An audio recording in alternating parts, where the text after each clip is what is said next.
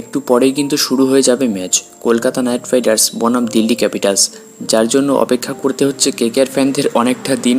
আমি বুঝতে পারছি না শুরুর দিকে এত লেটে কেন কেকেআরের ম্যাচগুলো পড়ছে, যার জন্য কেকেআর ফ্যানগুলো কিন্তু কমেন্ট সেকশানে এসে ভাই আফসোস প্রকাশ করছে এতদিন পর কেন ম্যাচ হবে, এতদিন পর কী জন্য ম্যাচ হবে এইসব। ঠিক আছে, তবে যাই হোক, আজকের এই ভিডিওতে আমরা যেটা আলোচনা করব যে কেকেআর কিন্তু একটা সুখবর ইতিমধ্যেই পেয়ে গেছে। এই ম্যাচের শুরু হওয়ার আগেই কয়েক ঘন্টা পরে ম্যাচ, তার আগেই কিন্তু একটা সুখবর পেয়ে গেল কেকেআর। তো কী সেই সুখবর সেটাই কিন্তু জানাবো আজকের এই ভিডিওতে। তো তোমরা যদি ক্রিকেটকে ভালোবেসে থাকো মন থেকে, তাহলে ভিডিওটিকে কিন্তু জলদি একটি লাইক করে দাও এখনই, সঙ্গে চ্যানেলটিকে অবশ্যই একটা ছোট্ট কিন্তু সাবস্ক্রাইব করে দিও যদি ক্রিকেটকে ভালোবাসো তবেই, কারণ এখানে তুমি ক্রিকেটের সমস্ত রকম ছোট বড় আপডেট সবার আগে পেয়ে থাকবে।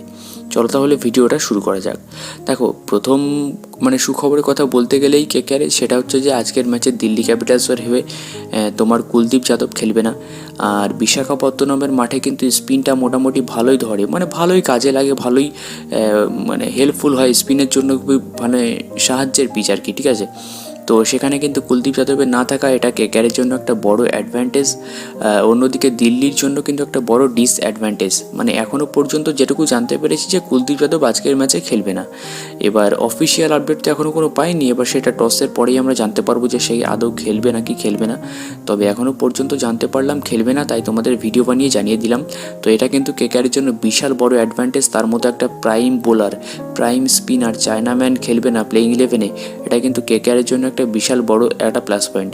যদিও টিমে অ্যান্ড্রে রাসেল, সুনীল নারিন, রিঙ্কু সিং, শ্রেয়াস আইয়ার প্রত্যেকেই আছে, কাউকে ভয় পায় না, তবুও একটা অ্যাডভান্টেজ থেকেই যায় ছোটোখাটো।